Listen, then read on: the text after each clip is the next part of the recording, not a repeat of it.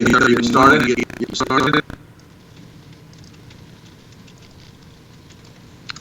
Yeah, I don't see why not. Okay.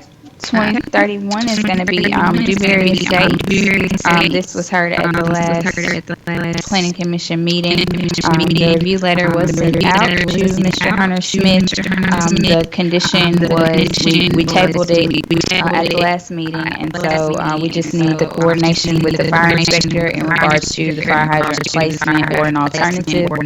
I think that Mr. Sandy Garber is on the line. If there are any comments or if Mr. Smith has any questions. I'm here.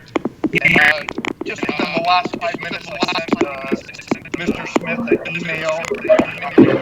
I did present another option to him, which was to sprinkler the new building that would be going in. If I sent that to you, so Mary should have a copy of that. Okay. With the fire chief, because one of the concessions that we would be making on this would be leaving the hydrant in the position that it's in, which is Sandy, you're breaking up real bad. Am I the only one that's having trouble hearing him? Yeah, he's breaking up pretty badly. Are you any better now? Not much. Are you on the speaker or? Well, I'm on my iPad. I don't have a computer. This is my office out of my car. Okay, that sounds a little more clear. I think there's just some moving around and shuffling that's making it some background noise. Start over, or I think we picked up to it. I heard up to a sprinkler, and then it started cutting out on some details. Sprinkling a new home. Right. So I had met out at the property the other day with Hunter Smith and the owners. We reviewed everything, and I had just finished my report here just a few minutes ago, and it's been sent to him as well. So we did present the second option, which would be to sprinkler that house. The concession that we would be making would be the fact that we would be leaving the fire hydrant on the other opposite side of the road.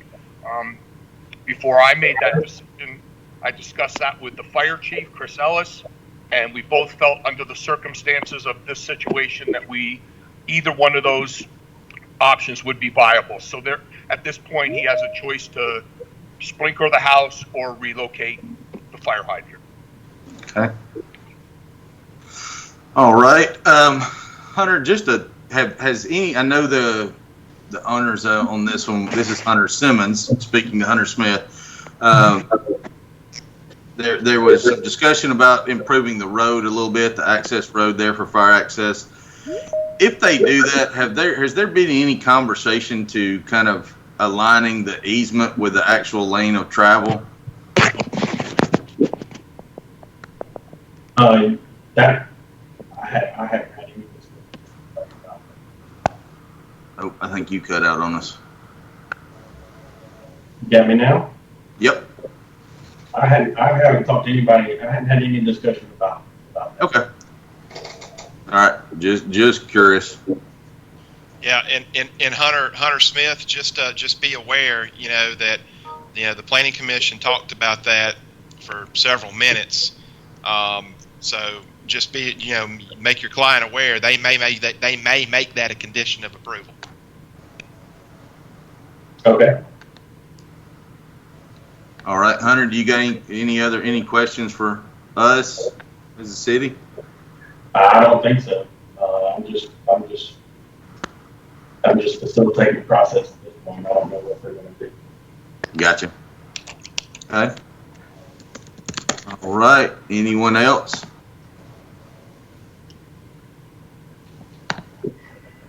All right. Thanks, Hunter. I don't know if you got another one, but thanks for being here. We got Matt. We got SD 2023 East Park LLC. Mike, I think that's yours.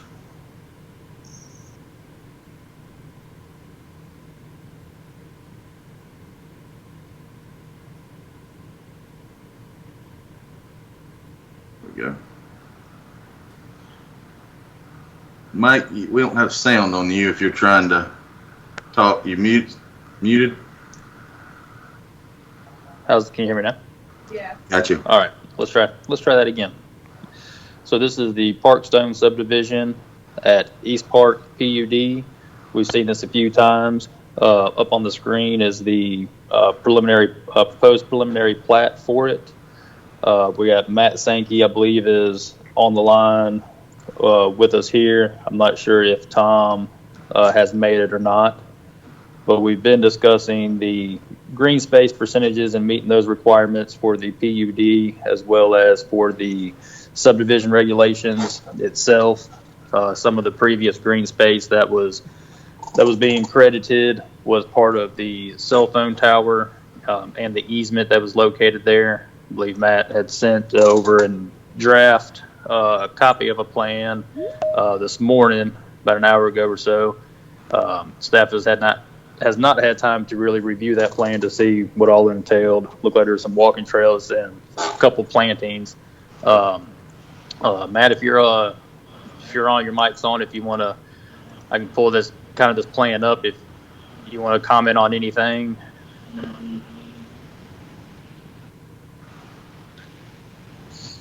Hey, Mike, this is Tom. I don't know, is Matt on? He was just a second ago. It appears he's on and can hear. He might not be able to speak to us. So if you want to take it, Tom, go, please do. I think what we're down to, guys, is going to omit lot 33 and make that convert that to green space. And this is a revised landscaping plan. I think, is this the one that he sent you this morning, Mike? Yes. And okay. Like I said, we haven't had time to really look at it thoroughly yet. I fully understand. We just got it this morning. So the thought was, if we convert lot 33 to green space and extend the walking trail, this doesn't show, but we'll extend the walking trail up into lot 33 via that easement, that 20-foot easement that's running along the west side of lot 33 in 32. That would get us to where we would require 28% of the detention pond area would get us our green space requirement. And I think the question is, when you get a chance, if you could look at that drawing and see if, in y'all's opinion, if that what we have there, and again, extend that walking. I apologize for the late. Our van with WAS was on vacation and he just got back last night, so he did this morning. But we extend that walking trail into lot 33, make lot 33 green space. And the question is, would this get us the 30%? Would this allow us to account for 30% of the detention pond as green space? Okay, and we can look at this plan and review it. If we're converting lot 33 into green space, like you said, this plan just came in this morning, but are there any plans on lot 33 become a pavilion or a playground or any other pedestrian facilities of that type? I don't have. This just came about in the last literally 45 minutes. So okay. I don't know if Matt's had, and he just texted me and said he's having technical difficulties. I don't know. I'm sure he, it's my opinion. That's fine, Tom. I know this plan just came in. Yeah. So this is kind of the first throw at it. Yeah. So if you can add that slot 33 as green space and have them show the trail and exactly what you guys might be wanting to do, just in an email, then we'll be able to look at that and get back with you on some comments for that. Okay, that we'll do that then. All right, and I know Jeremy Morgan was talking with Riviera Utilities about a utility plan layout and the number of lights in there. But I think that may have gotten that resolved, where the utility plan as proposed is going to be approved.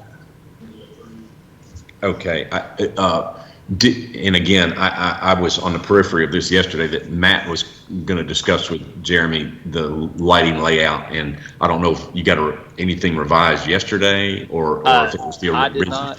Okay. Jeremy may have. I think he's at a conference today, so I will make sure I touch base with him and see where that discussion landed on. And you got my fire flow test? Yes, sir. Okay. Yes. Okay. Okay, I think that if we can get this green space resolved, I think that gets us closer to where we need to be. All right, that sounds good, Tom. And if anything else comes up, shoot me an email. If I got any questions, I'll do the same. Thank you, sir.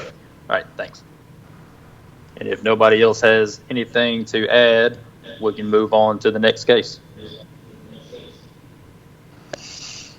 And unless someone else has joined us, I don't think we need to discuss SD 2028. Give anybody that might want to speak up. I don't think we've got anybody scheduled to be on the call.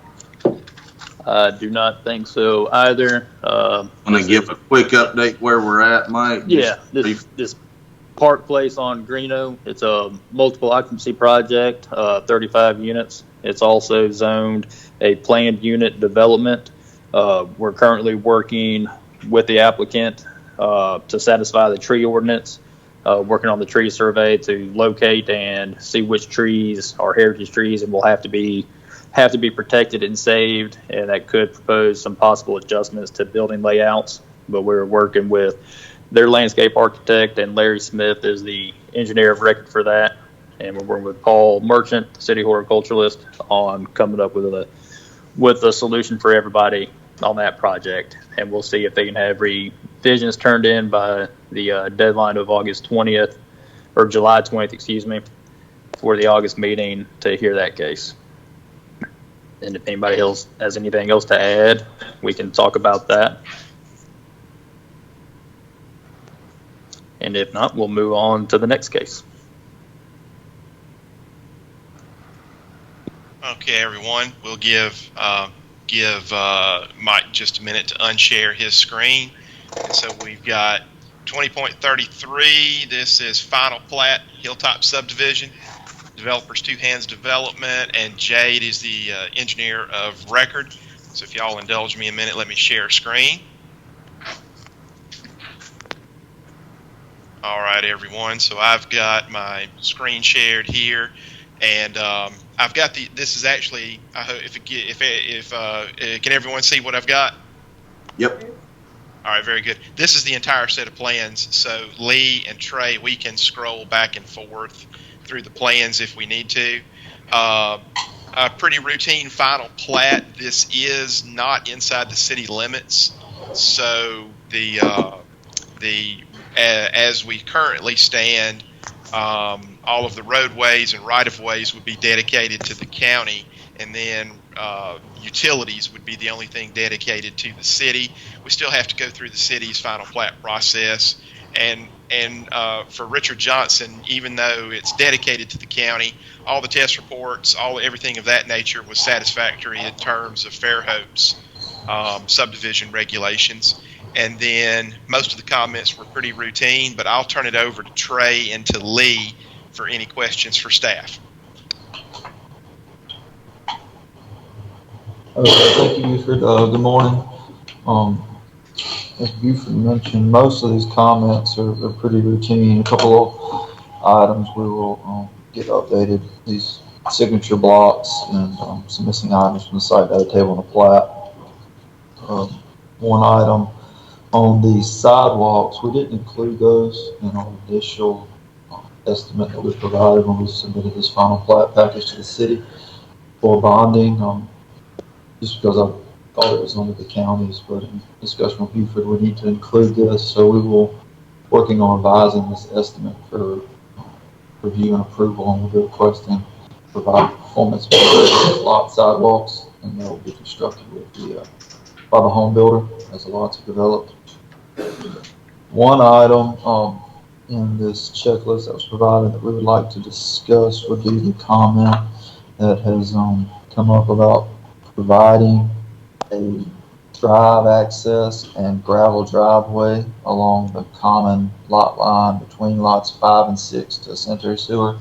Number 15, which is, if you're looking at the screen, Buford has up, it's in the common area, just to the southeast corner of where, between lot 5 and lot 6. There is currently access to this manhole from the common area strip between lots 3 and 4. And so I guess we were going to discuss that comment. And so, Lee, let's see real quick. Is Jay Whitman or Curtis Cooper or Tim Manuel or any of you gentlemen online with us? Yeah, we're all here. Yeah, we're looking at it. All right, guys. Y'all jump in, please. You know, when we get down there, it's not going to be a pickup truck. It's going to be heavy equipment, 80,000 pound vacuum truck to get down there. So, and the other problem we have is when we go between a lot, we've run into this before. It's got to be dedicated. We can't, I can't go out there every 6 months to make sure somebody didn't build a fence. So there has to be some type of roadway through there if that's where he wants to go to get to that. Because if the manhole's overflowing, it's the only way we can get to it is to drive to it. And the pickup truck, I'm not taking it out with 5-gallon buckets. So there's got to be something in there that allows me to get that equipment back there. 5 and 6, we don't need to look it up. That's why we looked at 5 and 6. It's the shortest route because you're going to have to drive to that manhole. If we went between 3 and 4, you'd have to get us a roadway all the way back to that manhole. We need to understand that these manholes have to be accessible, with equipment. I mean, I'm in an 8M lawsuit now, and some of it's because manholes are not accessible, not easily being able to get to. That manhole's overflowing, or if there's some obstruction, somebody put something down that line, eventually it will need maintenance. We have to. So that's why we said 5 and 6, but if you want to do something else, just keep in mind, it's a big piece of equipment. The road has to be a gravel type road, or you can put it paved, I don't care. And it has to be level because the equipment's high and we can't have it tipping over at that point. So whatever the developer would like to do, but we have to have, a road access back there. Okay? Well, I guess the question is, where is that requirement coming from? Because we've gone through the review of these plans previously. This project has been constructed. Well, that area has a common sense factor. I understand that this is going to cost money. This is Trey. We're going to have a meeting on that because that's outside the scope of what was previously approved. We were originally going to put in a pump station on this project and not have to go through that route. We set the line up through a common strip between lots 3 and 4. And then it parallels down the common area and shoots across to a neighborhood to the south of us that doesn't have an access drive into a manhole for that manhole. So we're all about getting access to that. You've got it in a common area that will be free and clear of any kind of fence or obstruction. But we're going to talk through that, anything more than just having a right to get to it, because putting a gravel road through there through the back of this landscaped area really kills any kind of idea of what we're intending to do back there. So, this may be a conversation we need to have further discussion on. All right, Trey, and I'm happy to help set that up.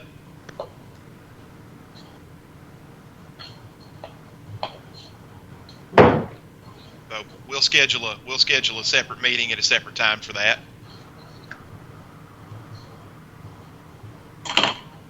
Any other questions on this final plat for staff?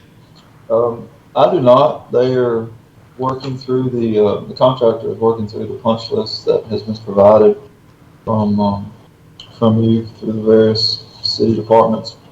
Once they get those items completed, we will get back with you so we can get a follow-up inspection. I didn't have any other questions for staff or on any other provided comments. If y'all have any other additional discussion on any other items, we'll be happy to talk with y'all over here. Okay. I'm good to go, Lee. Lee and Trey, thank you. And what I'll do here, if y'all will indulge me just a minute, let me unshare my screen so we can move on to the next item.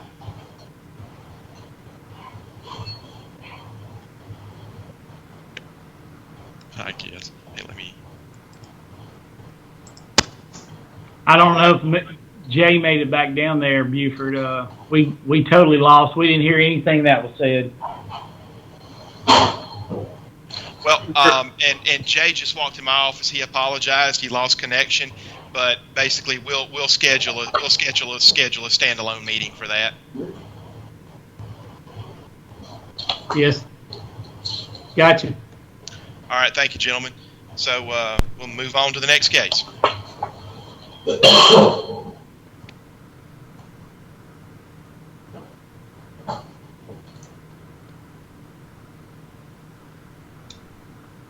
All right, SD 2038. Oh. There we go. All right. SD 20.38. This is the resub of Lot 2 of the northwest corner of Highway 181, Highway 104 subdivision. This was a recent minor subdivision. This is located at the northwest corner of Highway 181 and 104, as it said in the name.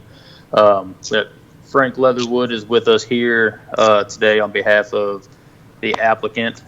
And what we have is a 8-lot major subdivision. So this will be preliminary plat.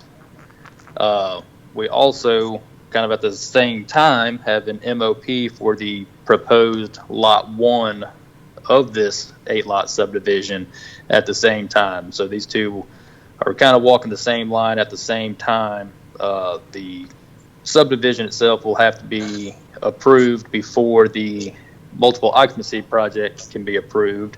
I think that's fairly clear on that and why. Frank, the biggest issues, and I sent you a cover letter that had some of the items that were on there. A lot of them were clarification on if some of the information submitted for the MOP were applicable to the subdivision, for the 8-lot subdivision as well.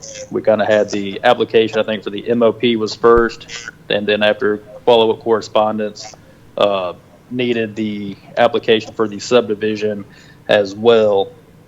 Some of the big notes were going to have to meet the green space requirements for the 8-lot subdivision, which will require for this lot, for this case, 10% green space to be shown. That complies with table 4.1 in the subdivision regulations. Most of everything else was kind of routine, some simple little notes, and again, just clarifying whether or not the drainage plan was submitted in the MOP is also the same document that was going to be used for the subdivision as well. We will need, I know the flow model was another question. I know we were held up on that due to the drought that we've been experiencing. I know some of those have been, some other cases I've worked on have had those scheduled and already done. Do you have a time frame or a date that might be done for this project? Yes, sir. I'm actually sitting out on site right now waiting to perform that flow test right now. Okay, great. All right, that'll take care of that. Let me make a note here.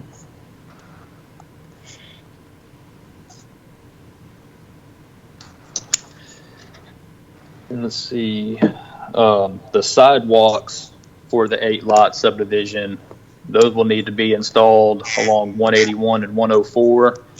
It was waived when the big lot 2 was created during the minor subdivision, and it was pushed down the road until further development. And now with the development of these 8 lots, we will need to install those sidewalks at this point in time. Right, and I think that from our development plan that we submitted for the shopping center, we're showing a pedestrian plan. It's not necessarily running sidewalks along 181. We do have them on 104 shown, but we were wanting to look at potentially having them, the pedestrian sidewalk, meander through our site, if that would be acceptable, as opposed to just running them along the right-of-way. Right, and so that's where this process is a little difficult, being that there's the MOP on one of the lots that doesn't exist quite yet. Correct. So the intent is to try to have these sidewalks, are they still going to run through the out parcels that are lots 2 through 8? Or yes, there will be. Okay. There will be sidewalks that take you from the 181 entrance to the north, along all of the out parcels, and then and connects out to 104. Okay. Frank, this is Hunter Simmons.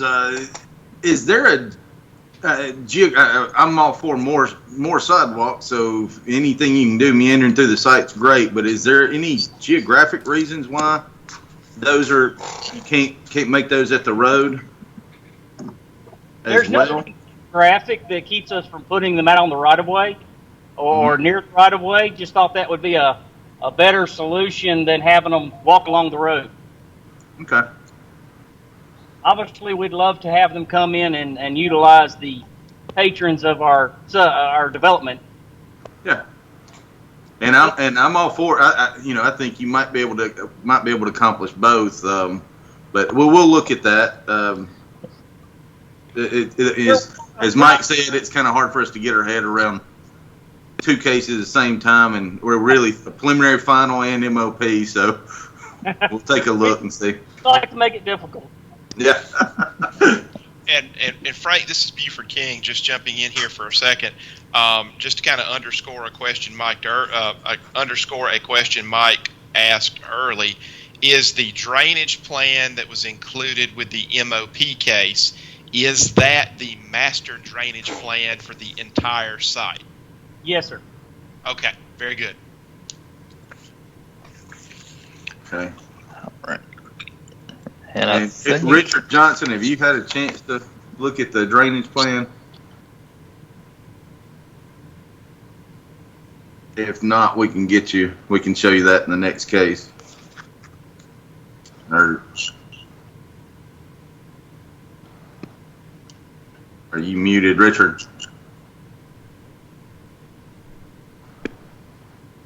All right, Mike. Sorry to interrupt. Go ahead, Mike. That's fine. So that was the biggest portion of SD 20.38. As I said, the rest of the notes that were on there were more confirmation. Some of the lot numbers between the MOP and the subdivision don't match up. Changing the note for sidewalks being provided at time of development can be removed. And kind of now moving into the MOP case, SD 20.34 did not have a preliminary plat for that. The MOPs have a preliminary plat and final plat stage. That way, any easements that are needed for drainage or utility or access can be recorded and preserved. We ran into MOP process before, had several conditions of approval that were related to it, and now a lot of those have been cured by having the preliminary and final plat stages for that. But I do not have a preliminary plat for the MOP portion. And I know the document that was sent, I'll switch over. This was the overall site plan for the MOP, and this again will also, the MOP requires a 10% green space for that, and I don't have green space plans for either case. So the subdivision of the 8 parcels will have to have its 10% green space shown and be on the plat, as well as the plat for the then MOP on lot 1 have a 10% green space requirement for any commercial MOP. And that is all listed in the cover letter that was sent out yesterday. And one final comment for the MOP is, and if I missed it, and it was I think 106 pages of drawings, I didn't see a elevation view, just showing the height of the building. The MOP. Go ahead. You didn't miss it. I just got it yesterday. Okay. And if you can just get that submitted with the rest of the revisions, that's just to check to make sure that it's not above the maximum 35-foot height limit that is in there. And Frank, what's the total number of units that's being requested for the MOP? It's 13. 13, okay. I just wanted to make sure I had that number correct on that. So there's going to be shows the proposed grocery store as 1 unit, and then 12 separate units to be the north side of the proposed grocery store? Yes. Okay. That is perfect. The other comments that were on there, Frank, I don't think we need to go into detail on all of those. Did you have any specific questions for staff at this point? No, sir. Okay. Does staff have any particular questions for Frank? Hey, and Mike, and this is Buford, need to interject here for just a moment that something that we're doing to coordinate with our utilities departments on gas service on brand new developments. And in short, we're going to have what you'll see is a condition of approval in the staff recommendation that basically memorializes that the gas service will be installed by the developer, by the developer's contractor, using properly certified personnel for any desire to bring gas service to these new developments. And Mike Allison's with us here. If I misspoke on that, Mike, correct me. But just be aware that those gas services will need to be installed by the developer with their contractor. Yeah, the mains as well. So if they need gas to any of these outlying lots or the ones that they're doing with the MOP or anything like that, they'll have to run it when they're doing the wets. Understand? Okay. And for Mike Jeffries, Mike, when you put your when we're a couple weeks away from this, when you put your staff report together, if you would leave a placeholder in there, leave a condition of approval placeholder in there, and check with me and Mike Allison on that. We'll make certain that we've got the correct wording that reflects what Mike Allison needs for utilities. If you just remember to have a placeholder in there, please. Will do. Very good. Thank you. And hey, this is Richard. I got on the phone and had myself muted, but I did think I heard my name used in vain. Was there a question for me? Yes, I know when we looked at this early, Richard, we talked about kind of looking at drainage as a whole, and that's included there. We can look at that afterwards and just get your review on it. Very good. All right, thank you. Okay. And I believe that was the big highlights of what we had for both of these cases. Both of these cases here. And if anybody has anything else further we can discuss, other than that, Frank, if anything comes up, you got any questions between here and this middle date, feel free to reach out to me and we can get it taken care of. Will do. Thank you, sir. All right. Thank you. All right, that's the 2035 Red Barn properties for the Bell family subdivision. That is me. Hold on one second. Let me share my screen. Okay, this is the Bell family subdivision. It is a 3.8 acre 2-lot minor subdivision. We have Mr. David Deal with SE Civil as our point of contact. Just to go through some of the comments that was left in our review letter, we will need the utility availability letters. Also, we'll need information about nearby hydrants. If there aren't any, then we will need either a waiver. We did receive a report from the fire inspector, and that was included in the review letter that was sent to Mr. Deal. Also, sidewalks will need to be provided or a sidewalk waiver. Lastly, the utilities easements are not shown on the plan, and so we will need those easements shown. The biggest and most important comment is that all the notes that are reflected on the initial subdivision, the Red Barn subdivision from 2017 in regards to best management practices, LID techniques, wetland delineations, that will need to be added to the plat as well. I don't have any additional comments. If staff has comments. And everyone, this is Buford. In Samara, wasn't there like 4 or 5 different comment blocks on that original subdivision? Yes, there were. I think I can pull them up actually. Let's see. And so everyone, the parent parcel from which this subdivision is being created is a bit of an oddity. to say the least. And I think Emily can probably back me up on that if she's still with us. This one is an oddity because you have a 16-lot major subdivision that was installed with basically no improvements done during the subdivision process. So in replace of that are numerous notes on the original recorded plat. So all that stuff's going to have to be reflected on this plat if the Planning Commission approves it. Yes, Buford, I do want to add to that. The Planning Commission originally had some issues with the fact that this subdivision was being done this way, and they worried about exactly what is happening. These large lots coming back to be re-subdivided into smaller lots when no drainage was installed. Each of the lots is supposed to be responsible for their own drainage, and that was a big concern, and so they have these special LID techniques that they're supposed to use. So David, I just want to tell you, you probably need to prepare for the Planning Commission.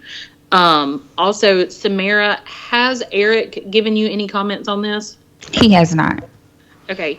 You may want to send him something and be like, hey, can you look at this? Because a lot of that stuff was falling back on him at time of building permit, and he was not comfortable with it the first go around. Okay. And so, David, if you're on with us. Yes. Okay. You know, again, there's just no other way to say it. This is an oddity. This is an oddball in how it was done. And so I'm uncomfortable with it. And so, you know, I almost see this as being a preliminary plat requiring all that stuff to be installed and come back for final plat. And there's no need to take a bunch of time and debate it here. But just be aware, this could be a very lengthy, complicated discussion in front of the Planning Commission. Okay. Yeah. The buyer just wanted to take the 6.8 and divide it into two pieces for each of his daughters.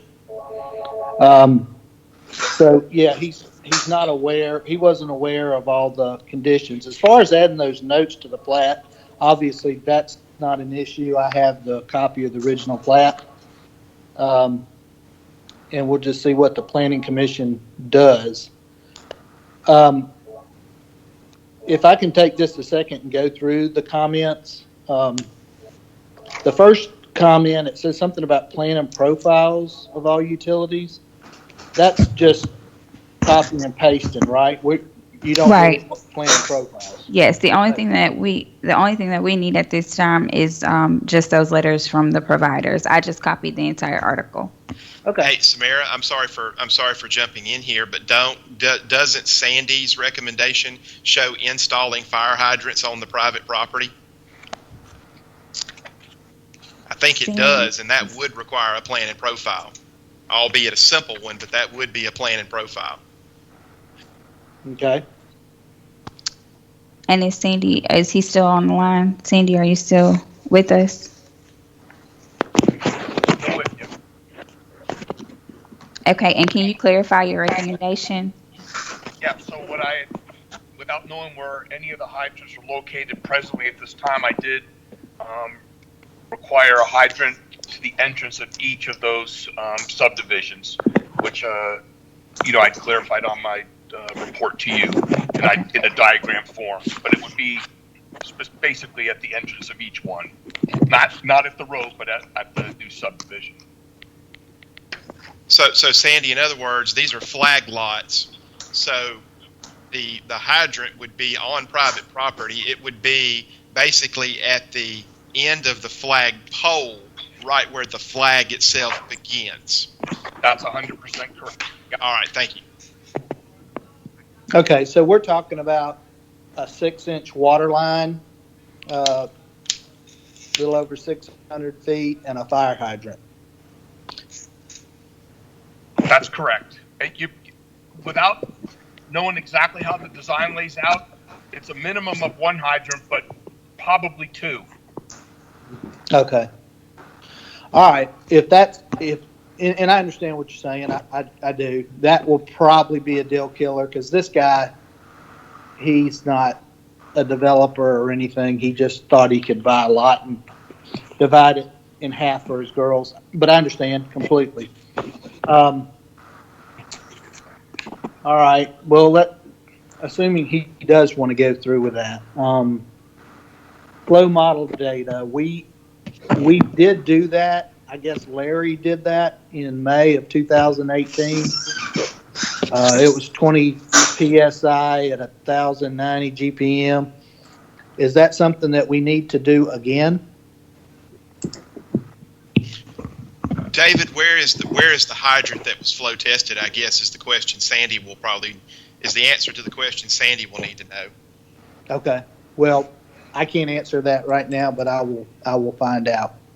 Okay. So let's say we do have a hydrant on Red Barn Road pretty close to where this lot comes out. Will we still need to put the hydrants down between the two lots?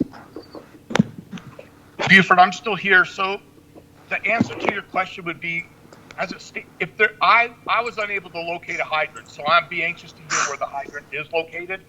Okay. And if there's a feasible way to locate just one hydrant, when I have further information to satisfy the requirements on both lots, I will be happy to try to make that work. So I know we're looking at a minimum of one hydrant and possibly two, but we may strategically be able to just do it with one. I got you. Okay. And David, if you don't mind me interjecting real quick while we can hear him pretty well. Sandy, would the sprinkled building option be applicable here, or do you have enough information to evaluate that? Yeah, no, absolutely.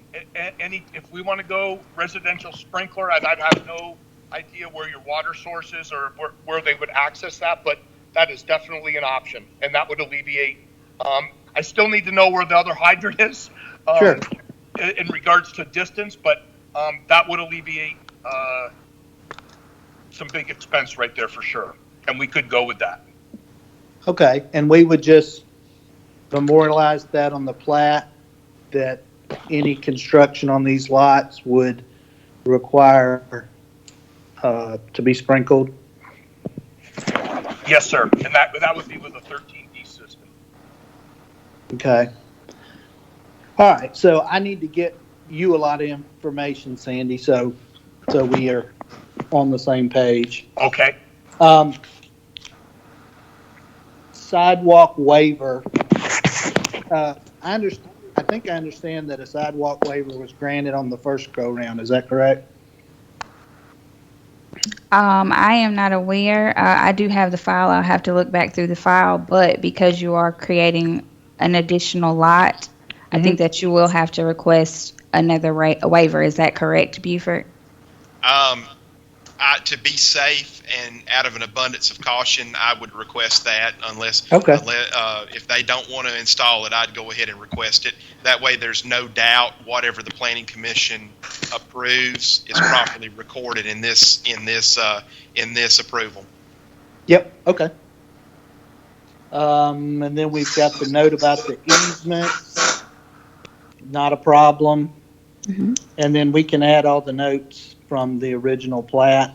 Not a problem, including the requirements for each lot to handle their stormwater, LID techniques, all that stuff. So it sounds like the biggest issue is fire protection and whether or not the Planning Commission is going to approve further division of this lot. Yeah, and you really won't be able to know that till you get in the meeting. Okay. Oh, and as far as utility letters, I have requested them, but I guess because of COVID, I'm still waiting on a couple of them. Okay. And David, for City of Fairhope, for Fairhope Public Utilities, you can always direct that request to Penny Hale. Yes, Right. we did. Okay. And Penny's been out for almost 2 weeks, so if it's recently, you might want to copy Curtis Cooper as well. Curtis Cooper. Okay. Yeah. She's been out for a couple of weeks right now. She'll be back hopefully next week, but I can't guarantee it.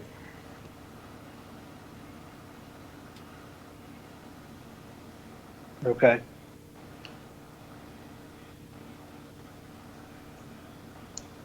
All right, very good. I guess the first thing I'm going to do is run all this by him and see if he still wants to push forward. And if so, then I will address the fire protection. Okay. Sounds good. Does anyone have any additional comments or concerns? I have a question. Okay. And not necessarily about this one. I get these all the time. Buford, have you guys, are y'all still looking at doing some sort of family exemption in the ETJ? David, that is a long story, and I don't want to take anyone's time just describing it right now. The word family subdivision is a terminology we can't use at the city level, but yes, we are trying to come up with some type of alternative. I'd encourage you to watch the video of this past Monday's Planning Commission meeting where we discussed it. Okay, super. All right, thank you. All right, thank you, David.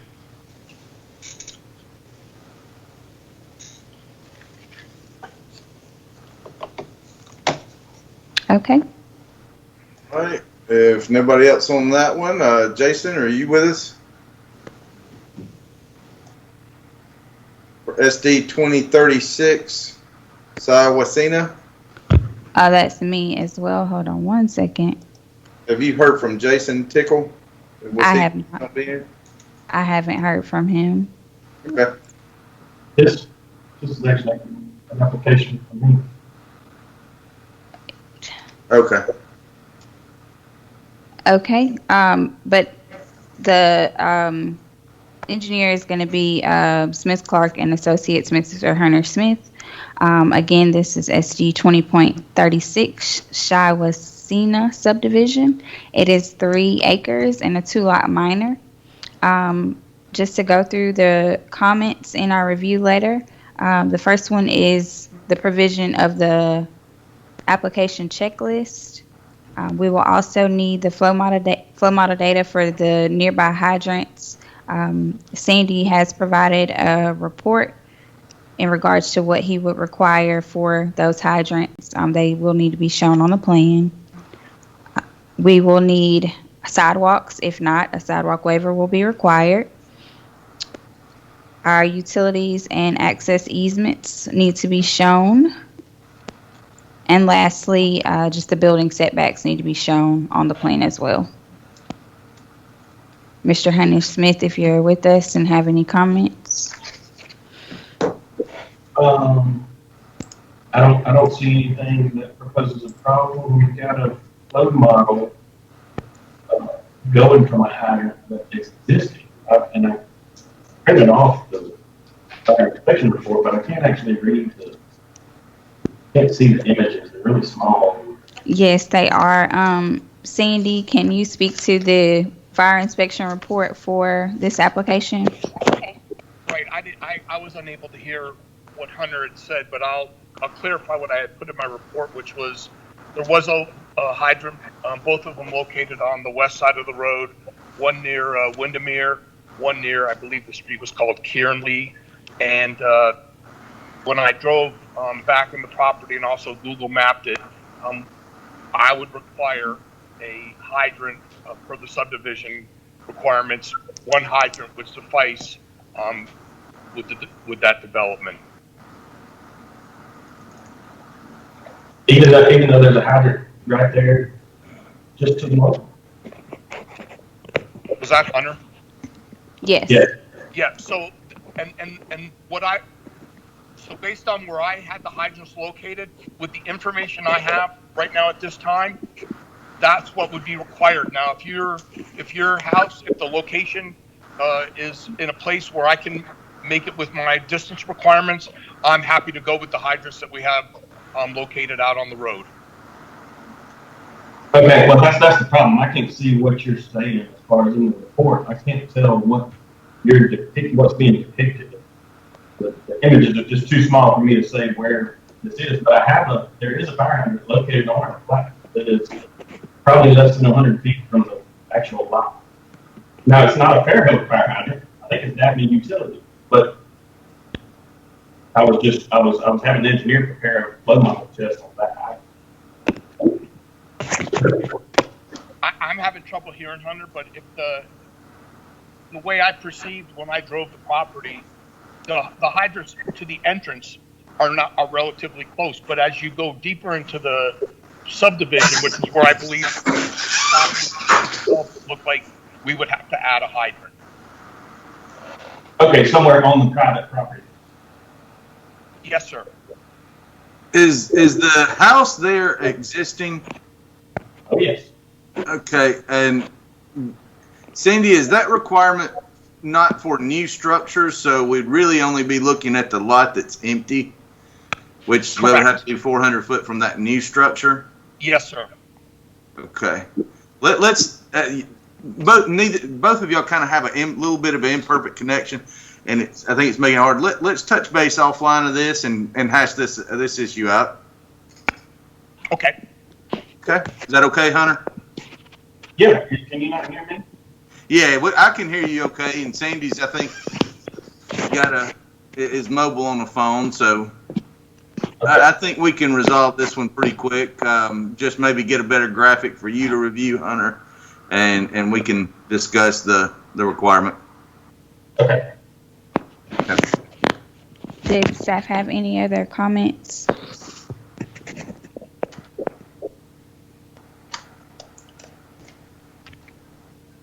Okay.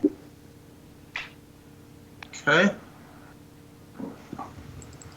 Let's see, where are we at? SD 2037. That is mine. Okay. Okay, so we have SD 20.37. This is a 2-lot minor subdivision. It's entitled Fairhope Farm. And the property is approximately 23 acres and is located on the west side of Thompson Hall Road between Fairhope Avenue and Murphy Avenue. The representative is Smith, Clark and Associates, and Hunter Smith is representing this case.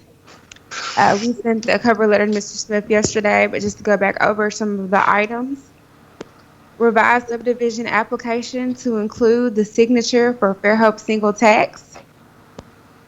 Revision of the plat to add a leasehold certificate in the signature block for Fairhope single tax. Revision of the plat to depict the rear setback line on lot 2. Revision of the plat to depict a sidewalk along lot 1 and lot 2 where the site abuts road frontage, or the submission of a sidewalk waiver request and the depiction of a sidewalk pedestrian easement. Revision of the plat to depict existing fire hydrants that are within 400 feet of, or depict the installment of a new fire hydrant. If the applicant cannot provide the previous information, a waiver request will be required. The plat should be revised to actually depict the 15-foot drainage and utility easements on the front side and rear lot lines, as well as 7.5 easement on the interior lot lines. I know that there is a note on the plat, but we would like for it to be depicted actually on the plat. The submission of contour map at 2-foot intervals.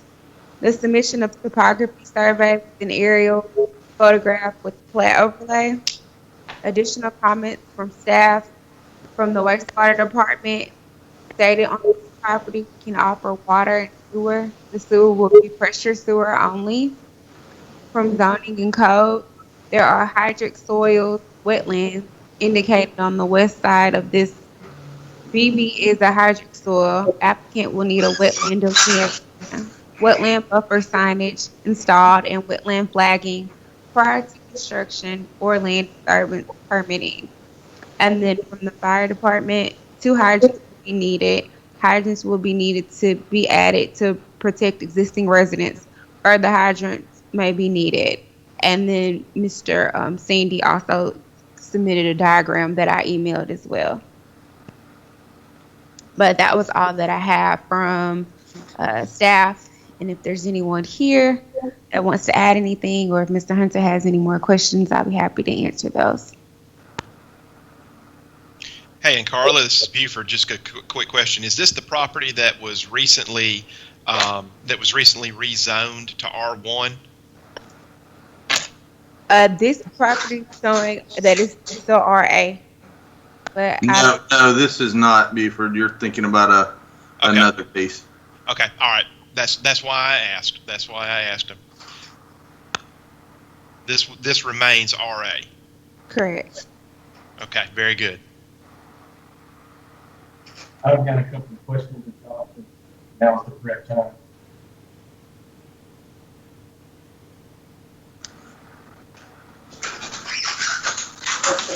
Hello? Hunter Smith, it is very hard to hear you right now. I'm sorry. I wonder why that's the case. Hold on a second. Is that any better? A little. Test 1, 2. Yes, I can hear you. Okay. So I'll just go through I don't have a problem with any of the first 3 items. Item number 4, there's a sidewalk that goes down this property on the east side and then part of the way along the south side, existing. Okay, well, you can reflect that on the plat. Well, it's not on the property. It's in the right of way. Okay. Well, hey, Hunter, let me ask you this. Is that complete? So this is the intersection of Thompson Hall and Morphy. Is that sidewalk complete for the entire properties? That sidewalk, well, yes and no. It comes all the way down from Fairhope Avenue all the way down to the intersection at Morphy. And then it turns and goes west along Morphy. Can you hear me okay? A little bit better. Okay. It goes west along Morphy for how far is that? Hard to gauge exactly how far it is, but it goes for a little ways, and then there's a curve in it to where it turns and kind of directs walking traffic to across the street. Okay. Well, to satisfy the subdivision regulations, you have to build sidewalks the entire length, the entire length of the property. So if it's not the desire of the applicant to finish off the sidewalk gap, then they would request a waiver. Okay. Well, so it's pretty apparent that this was probably done by some sort of municipality, the sidewalk installation, or maybe a private. No, I'm not real sure what the background is of the sidewalk, but so the part where it turns and directs any kind of pedestrian traffic across the street, that's not an indication of wanting to create a sidewalk across the street, or? Well, and Hunter too, and again, this is one of those things that we don't want to take up a bunch of time debating here. A lot of sidewalk projects in Fairhope are done by single tax, and so that may be a single tax project, and why it was done that way reflects that process through single tax. Of course, we have to enforce the subdivision regulations. If you have an incomplete sidewalk, it's, as we've dealt with many times on many other applications, you either install it or you ask for a waiver. Okay. The difference here, though, is since this is in the city, there's right-of-way available for sidewalks. So the requirement to show an easement on the private property paralleling the margin of the lot wouldn't be necessary in this case because there's right-of-way available in the city where the city would allow sidewalks.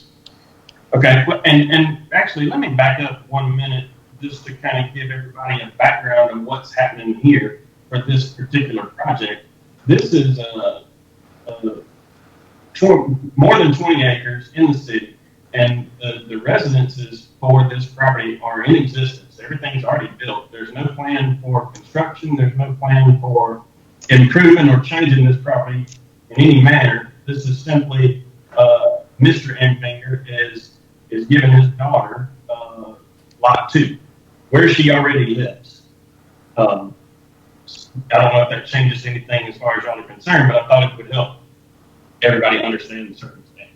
Well, that would be something you explain. That would be appropriate testimony to deliver to the Planning Commission in explaining why a waiver might be requested.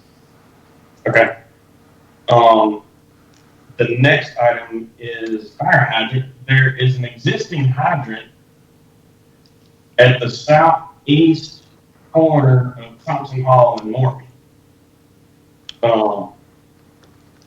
Would that one not apply to you? Hunter, can you hear me okay? Sandy? Sure. Okay, I'm having trouble hearing you, but so I am aware of where the hydrant was located. And with the information that you just shared with Buford on how the property was going to be distributed, that could play a huge role for me. If in fact there's going to be no development, I can probably stay with the hydrant that we have located right now, just knowing in the future that once something starts to happen on that property, then we have to address the infrastructure of fire hydrants on that property. So we're okay with the hydrant that's existing? If what you stated just earlier, that there will be no developing, correct. I will not need to relocate a hydrant from where that one is located based on the fact that everything's going to stay the same. I don't need to cover those existing homes. Okay. And Sandy, just a little comfort level here. This is RA zoning, so even if there's two lots, they're pretty limited to how it could be developed. But if it did, the building code triggers, and then in turn the fire code, which would require that for new structures. So there's some comfort level on this one. Yeah, I'm really comfortable with that, Hunter. So that's perfect. Yeah, I'm glad to have him share that information with me, and well, we're good to go on my end. Okay. One other question there. Will that require a flow model on that hydrant, or is it sufficient?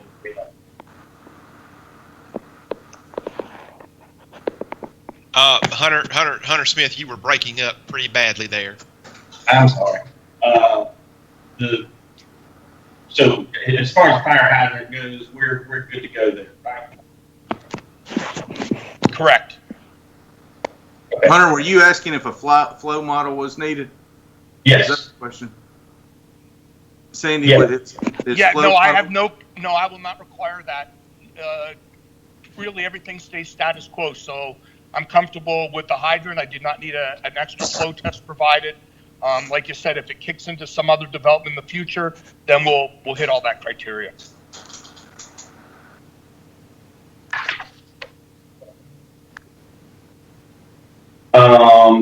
So with that being said, do we need a contour map? Do we need a topographic survey? And do we need a wetland?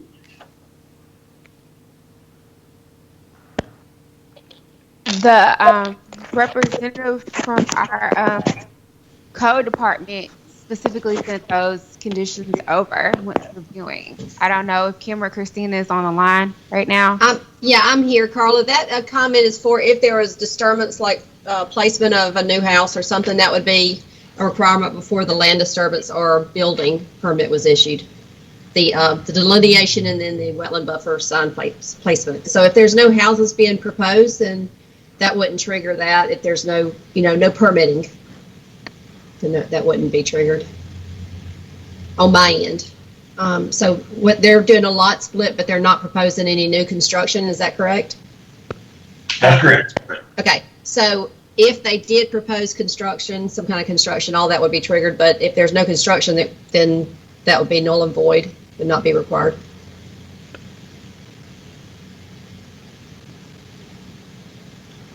Okay.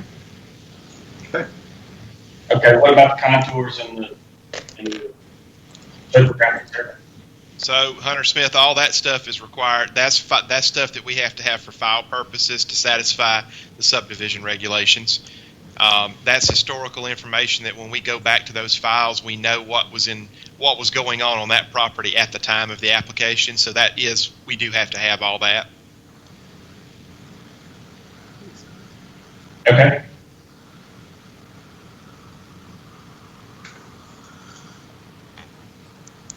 All right. Any other questions about SD 2037? All right, then we'll move on to the last case, UR 20.05, utility review. That's my case. Okay. This is the request of Southern Light, UR 20.05, for 115211 utility review and approval of the proposed installation of approximately 1,344 linear feet of underground fiber optic cable. The project will run along the west side of North Section Street and the north side of Walana Avenue, 801 North Section Street to 101 Walana Avenue to service the Fairhope Yacht Club. I have an image on the screen depicting the area in which they are proposing. I sent the cover letter to Southern Light, and these are the comments that I received from staff, and I'll just go over them. Provide traffic control for project. Please include traffic control for all phases of work, whether a single lane closure or shoulder work. Notify affected homeowners 24 hours prior to the beginning project. Might also use door hangers with specified date, time, and duration of proposed work. Please note the line should not be installed over the top of the City of Fairhope's gas main. The line being laid needs to be a minimum horizontal 6 feet from the existing utilities. All crossings of the city's existing utilities need to be at 90-degree vertical angles and would need to be approved for the crossings. The drawings depict the City of Fairhope's electrical services at 2 feet and Southern Light at 5 feet. Most of the secondary services are between 3 and 4 feet, and the primaries are between 4 and 5 feet. Please review and make adjustments as needed. Please note drawings should be depicted or a statement should be included indicating the J-box will be installed parallel to the street and not perpendicular to the street. And then there are standard comments from erosion control plan, statement on how the right-of-way will be stabilized each day while including the following comments. Disturbed areas shall be covered at the end of the day. Mulch seed shall be only acceptable as temporary cover. Sod shall be installed or disturbed areas of the right-of-way as final cover within 10 days of completion of the project. And sod shall be watered in to ensure survival. Those are the comments that I received from staff. Hey, this is Trey Morgan with Southern Light. Do you mind passing those on? The cover letter we got was just a copy of our plans.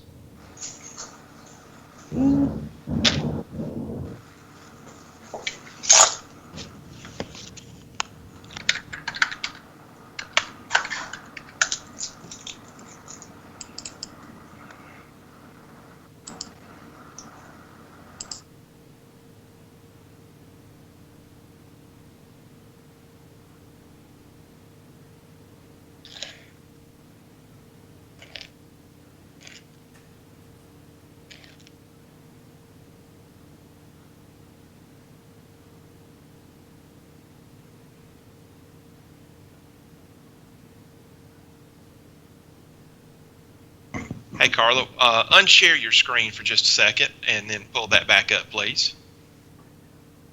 Just pull the comments up. Okay, yeah, because we can see all your emails and.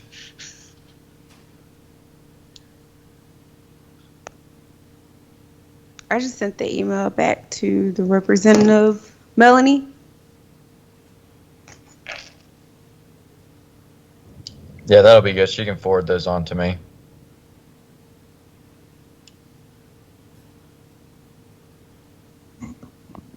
And so, and sir, I'm sorry, I didn't hear your name earlier with Southern Light. We've changed up how we review utility reviews just a little bit. So a lot of our comments are based upon a lot of our comments are actually based upon what our right-of-way inspector is looking at in the field and what he's requiring.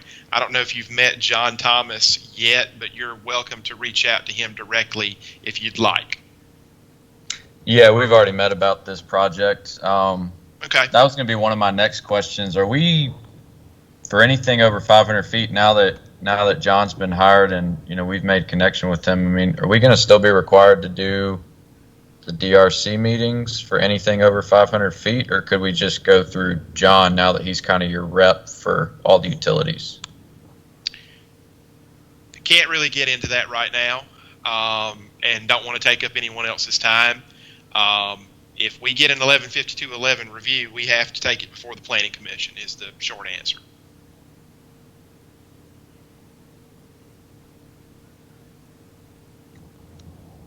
What if I broke the permits down into phases? Like I said, that's something we can probably need to discuss at a different time. Yeah, I'd be happy to. Would it just an email between me, you, and John work? That would be fine. All right. I'll send that out. Thank you. Hey, Buford, include me on that, please. Yes, yeah. Thank you, Mike. Buford, would I be able to get your email from John? It's real simple. Be able to pass that along? It's super simple. Buford.king at fairhopeal.gov.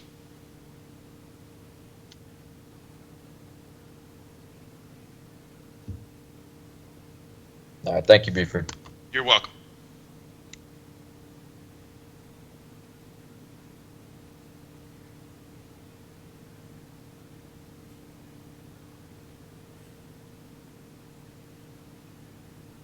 All right. Anything else?